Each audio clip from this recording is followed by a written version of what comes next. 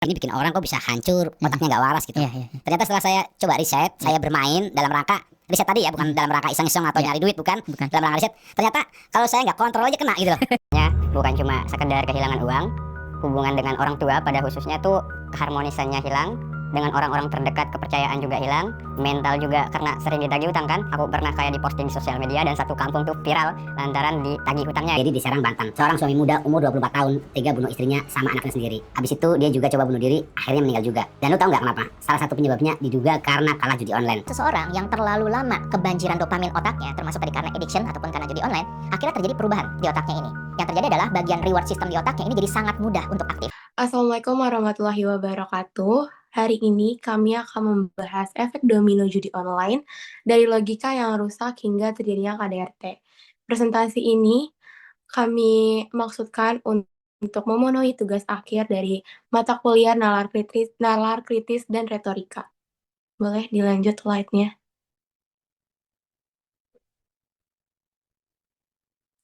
Sebelumnya, saya akan memperkenalkan setiap anggota kami. Yang pertama ada Chelsea Octavina, yang kedua ada Izati Lintang Kinanti, yang ketiga ada Laura Zevania Elizabeth, dan yang terakhir keempat ada Rerita Atsmaina. Sebelumnya, kami mengangkat topik ini karena topik ini penting banget untuk diangkat karena seringkali kita hanya melihat permukaan masalah dari judi online, seperti hutang atau jatuh miskin, tanpa menyadari adanya efek domino yang jauh lebih berbahaya. Lalu kenapa sih kita mengaitkannya dengan KDRT? Karena faktanya judi online itu pintu masuk dari segala kekacauan di rumah tangga. Kita perlu bahas ini karena agar kita sadar bahwa taruhan dalam judi online itu bukan cuma uang, tapi nyawa dan kebahagiaan orang-orang yang kita sayangi. Nah, riset yang pertama ini sebagai awal pembuka, judi online merusak cara berpikir rasional. Yang pertama, pola pikir instan dan spekulatif. Judi online ini secara perlahan membentuk pola pikir instan dan spekulatif pada pelakunya. Artinya, seseorang jadi terbiasa mengharapkan hasil besar dalam waktu singkat tanpa melalui proses yang jelas dan masuk akal.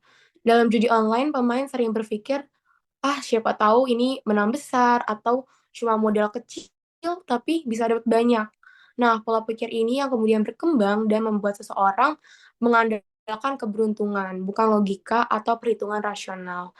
Kalau kebiasaan ini terus terjadi, cara berpikir terhadap kehidupan sehari-hari juga bisa ikut berubah. Seseorang bisa jadi kurang menghargai proses, usaha, dan perencanaan karena sudah terbiasa mencari jalan pintas. Padahal kalau dalam kehidupan nyatanya, hampir semua hal membutuhkan proses yang konsisten dan masuk akal. Akibatnya judi online tidak hanya merugikan secara materi, tapi juga merusak cara seseorang memandang usaha dan hasil secara rasional. Lalu yang kedua, pengambilan keputusan emosional.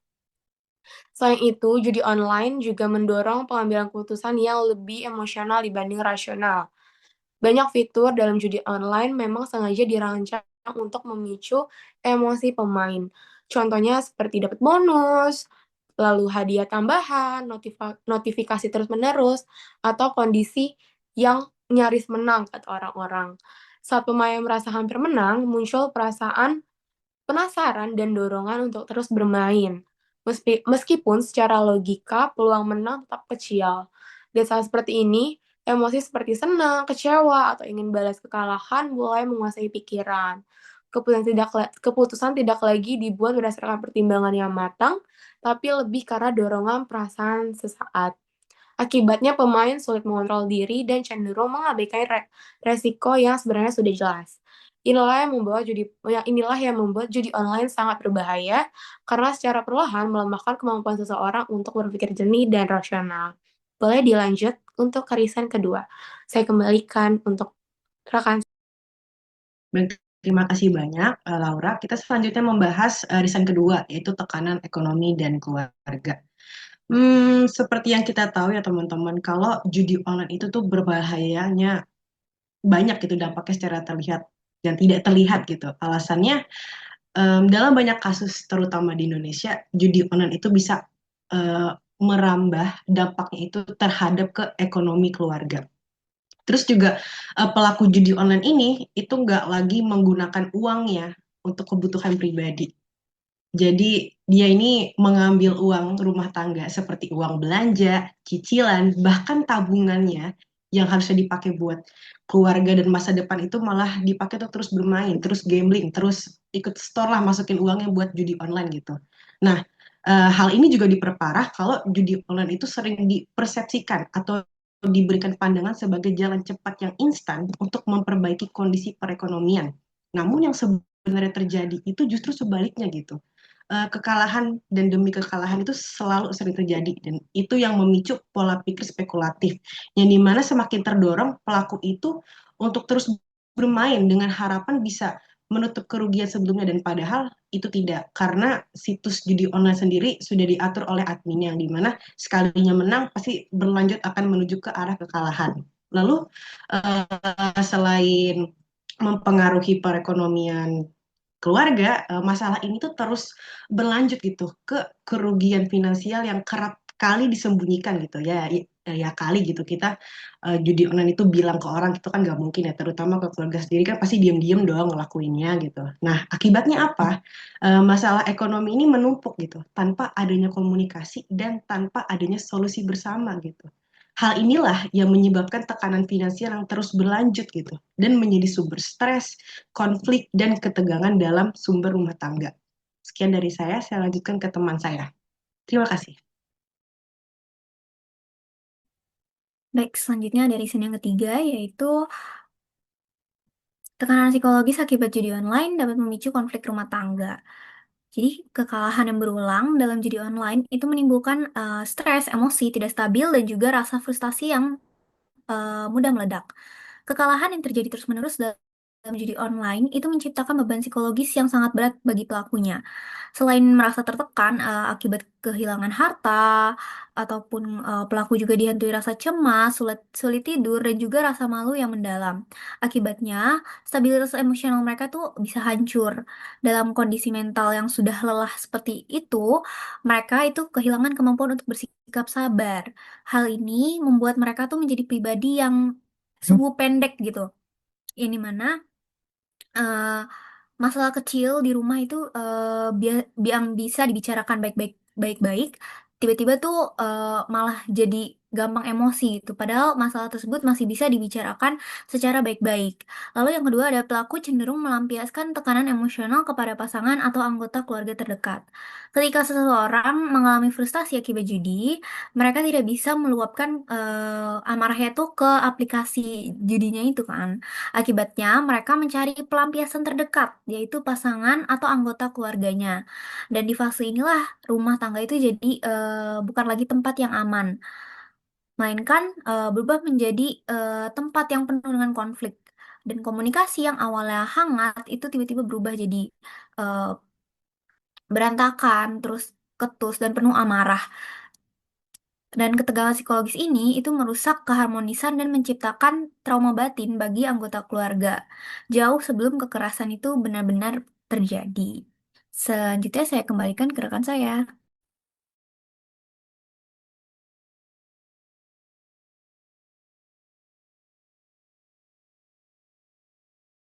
Baik, berikutnya masuk ke reason yang keempat, yaitu judi online sebagai pemicu kekerasan dalam rumah tangga atau KDRT. Nah, para pelaku judi online itu kan seringkali melakukan judi online itu secara diam-diam ya. Banyak para pelaku ini tidak jujur ke keluarga soal kebiasaan mereka berjudi. Entah itu mungkin karena mereka merasa malu ataupun takut ditegur.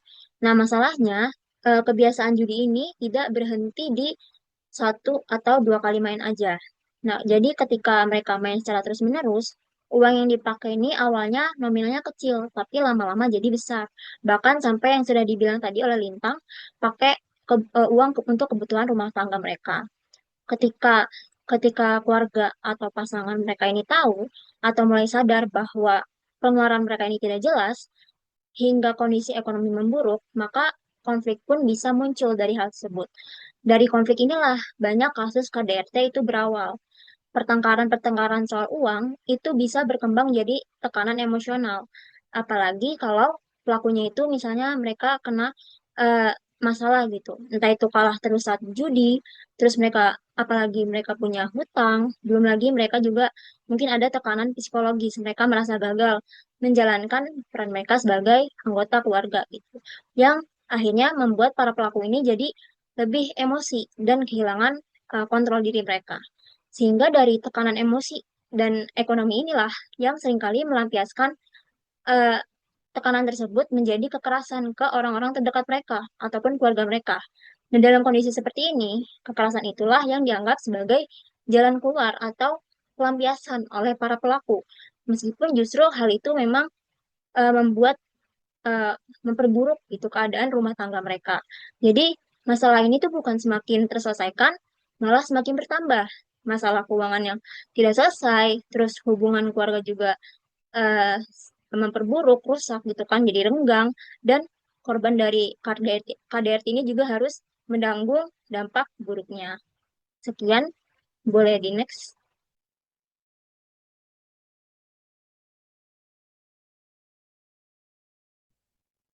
Nah, selanjutnya ke kesimpulan dari apa yang sudah kelompok kami sampaikan barusan ya mengenai judi online.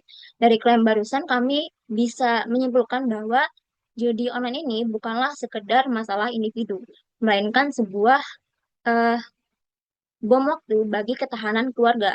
Efek domino dari judi online ini bekerja secara sistematis yang berawal dari logika yang rusak hingga memicu kerusuhan ekonomi, menciptakan tekanan psikologis yang hebat hingga puncaknya itu meledak dalam bentuk kekerasan dalam rumah tangga.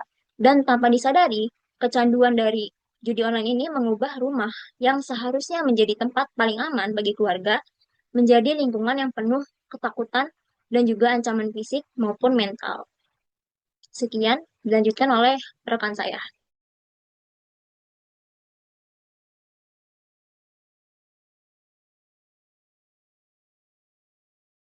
Kemudian untuk saran, upaya pencegahan judi online perlu dilakukan secara menyeluruh melalui peningkatan kesadaran individu terhadap risiko dan dampak yang ditimbulkan. Keluarga memiliki peran penting dalam membangun komunikasi yang sehat serta memberikan pengawasan yang memadai. Selain itu, edukasi mengenai bahaya judi online perlu dioptimalkan di lingkungan sekolah dan masyarakat. Peran pemerintah juga diperlukan secara tegas dalam pengawasan serta pembatasan akses judi online guna melindungi masyarakat dari dampak yang lebih luas.